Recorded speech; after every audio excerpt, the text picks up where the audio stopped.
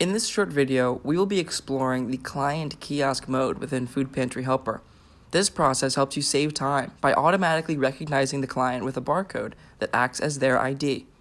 To use this feature, you'll need a barcode scanner that can read PDF 417 scans and UPC codes. To get started, select Client Household Tracking and click the barcode hyperlink to the far right of the client you'd like to input. If you don't have a barcode system in place, you can right-click and save the included image in this page to use as your own barcode system. You can add this barcode to tags or ID cards. If you do use your own barcode creation software, the client scan code line will also help with creating your own PDF 417 barcode.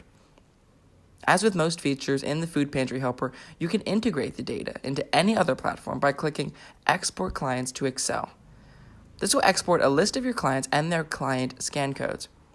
This feature requires that you go into each client's barcode page at least once to generate the barcode. Now, let's get started into kiosk mode. To facilitate a barcode scan, you must click Client Kiosk Mode from the bottom of the client view, as this will activate a screen which allows for data input through barcode scan. Once the software registers that a barcode has been scanned, it will bring you directly to that client's pickup screen, where you can easily input inventory items. Keep in mind that inventory items must already be in your inventory and include a UPC barcode to use this feature. You will see the items added automatically as you scan items. You may remove the items if it is not wanted. Once you scan all items, you may click Complete Order to complete the process. Be sure to consult your Food Pantry Helper plan page by clicking Features to determine which services are available under your subscription.